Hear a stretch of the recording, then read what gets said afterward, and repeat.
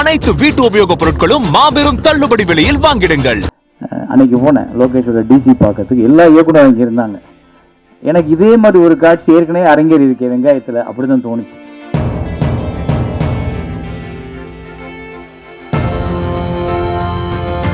அந்த 52 லட்சத்தை வச்சு 30 ரூபாய் வியாபாரம் பண்றதுக்கு வச்சுக்கிட்டு இருந்தா அந்த 20 ரூபாய் நீ வச்சுக்க, 30 ரூபாய் வச்சு விளம்பரம் பண்ணணும்னு சொல்லிட்டு மறுபடிக்கும் தியேட்டர் பிடிச்சு மறுபடிக்கும் அந்த படத்தை திரையரங்கத்தில் சேரன் வழங்கும் பெருமையுடன் வழங்குன்னு போட்டு வெங்காயம் அப்படின்னு போட்ட உடனே தியேட்டருக்காரங்க போனால் தியேட்டர் கொடுத்தாங்க.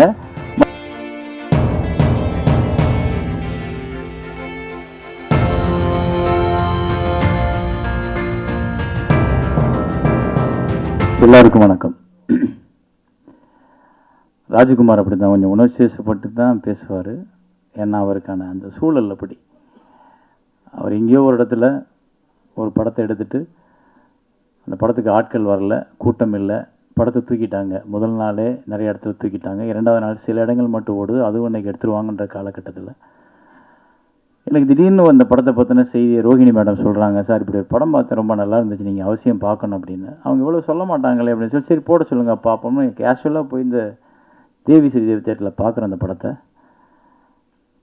பார்த்துட்டு கொஞ்சம் நேரம் ஒன்றுமே புரியல. எப்படி ஒரு பையன் ஒரு கேமராவை தூக்கிக்கிட்டு ஒரு கிராமத்துக்குள்ளே போய் இருக்கிற சின்ன பிள்ளை, ஆயா, பாட்டேன், பாட்டி, சித்தப்பா, பெரியப்பா எல்லாம் நடிக்க வச்சு, ஆனால் சொல்லியிருக்கிற கருத்து வந்து அவ்வளோ ஸ்ட்ராங்கான கருத்து. நம்ம மடமையை கொளுத்தக்கூடிய, நம்மளோட உணர்ச்சிகளை பயன்படுத்திக்கிட்டு வியாபாரம் பண்ணுறவங்களோட பொய்யை தோல்விச்சு காட்டுற ஒரு படம். ஆனால் அதை ரொம்ப நேர்த்தியாக ஒருத்தர் எடுத்துருந்தன்றப்போ சும்மாவே நம்ம ஒரு நல்ல படம் பார்த்தோம்னா தூங்க மாட்டோம். உடனே பதிவு போடுறது என்ன, அதை பற்றி பேசுகிறது என்ன, அதை கிடைக்கிற மேடையிலலாம் பேசுகிறது என்னன்னு சொல்லும் பொழுது இது எனக்கு ரொம்ப நெருக்கமான ஒரு படமாக என்னுடைய தாட்ஸாக இருந்தது. என்னுடைய கிராமத்து மக்களை நான் அதுக்குள்ளே பார்த்தேன். என்னோட கிராமமும் என்னோட மக்களும் உள்ளுக்குள்ளே இருக்கும்போது என்னால் அதை விட்டு விடுபட்டு வெளியே போக முடியாமல் சரி அந்த படத்தை என்ன பண்ணலாம் அப்படின்றப்ப நல்லா இருக்கே இது ஏன் ஓடலைன்னு கூப்பிட்டு பேசும்போது அவர் இப்படி சொல்லும்போது அதை அந்த அந்த நேரத்தில் என்னை யாரோ நிறைய பேர் தூக்கி சுமந்துருக்காங்கல்ல, அப்போ நான் எனக்கு கிடைக்கிற வாய்ப்பப்போ நான் ஒருத்தனை தூக்கி சுமக்கணும்ல, அதான தர்மம். அந்த இடத்துல நான் சங்கை ராஜ்குமாரை தூக்கிக்கிட்டேன் தோள் மேலே. அப்புறம் எல்லா இயக்குநர்களையும் கூப்பிட்டு அந்த படத்தை பாருங்கன்னு சொன்னோன்னே இப்போ சங்கை ராஜ்குமார் கூப்பிடும்போது யாருன்னு தெரியல, வர முடியல அப்படின்றப்போ இப்போ நான் கூப்பிட்டோன்னா அதுக்கு ஒரு அடையாளம் கிடைக்குது. எல்லா இயக்குநர்களும் வர்றாங்க.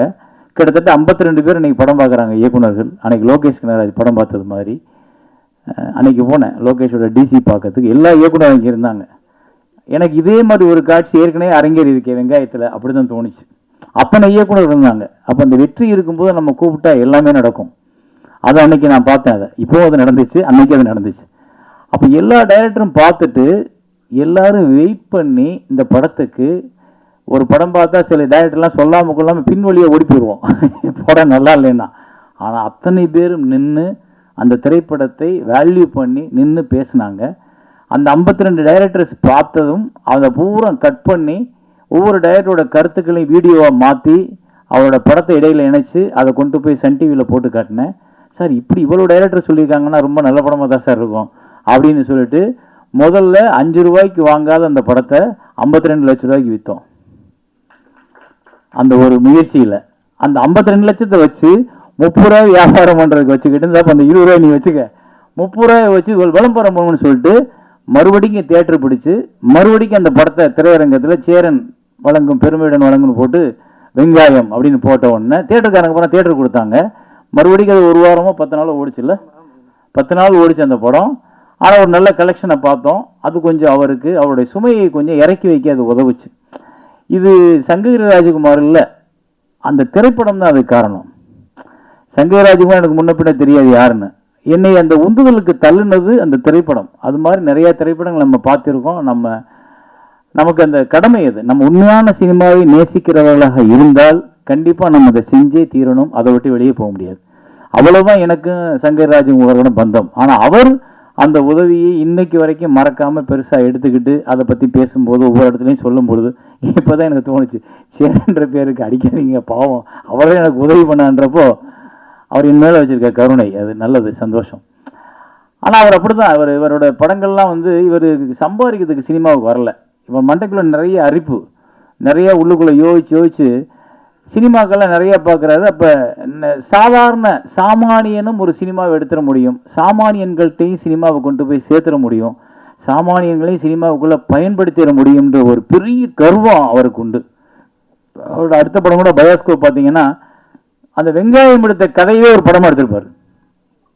வெங்காயத்துக்கு ஒரு கஷ்டப்பட்ட அந்த கதையை எடுக்க சத்யாவில் சுதந்திர தின சூப்பர் ஆஃபர். அனைத்து வீட்டு உபயோகப் பொருட்களும் மாபெரும் தள்ளுபடி விலையில் வாங்கிடுங்கள்.